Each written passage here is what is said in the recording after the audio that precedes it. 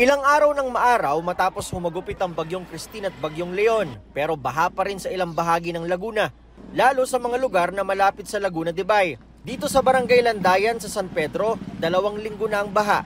Ang tubig, maitim at mabaho na. Nakahalo na rin kasi riyan ang mga basura at sari-saring dumi. Ang bahay nga ni Luz, may tulay na sa loob para lang hindi maghapong nakababad sa baha ang kanyang pamilya.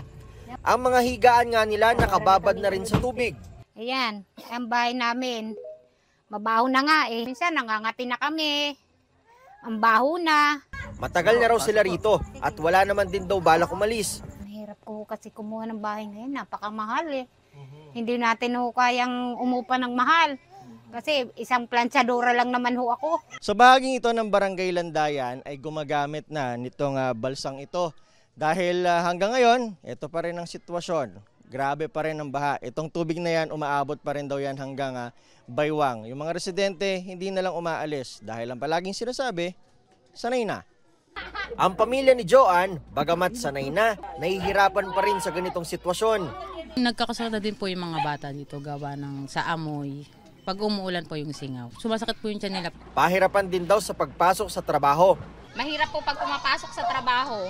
Gawa nang nagbabalsa, tapos pagdating doon, lulusong pa rin sa baha.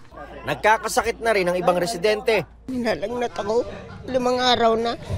Bagamat may tulay na ginagamit ng mga residente, may parte pa rin na kailangang lumusong sa baha. Sa tala ng barangay, mahigit 1,200 na ang kaso ng alipunga dito sa Landayan.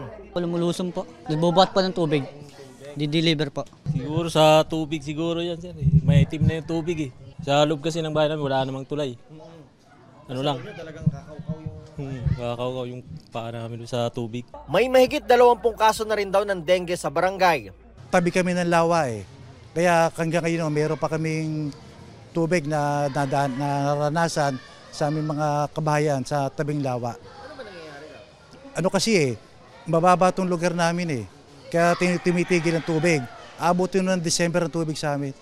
Ayon sa San Pedro LGU, masyado nang silted ang Laguna Lake dahilan para hindi na ito makatanggap pa ng tubig. Marami na raw masyado ang putik sa ilalim ng lawa. Kaya kapag bumaha, hindi ito agad humuhupa. May solusyon ba ang matagal ng problema? Yung mga waterways natin, syempre continuous yung ating mga declogging, yung desilting, pati yung paglalagay natin ng mga slow protection and retaining walls, flood control projects para yung tubig na inuulan sa atin at nanggagaling sa upper areas, diretso ng Laguna de Bay.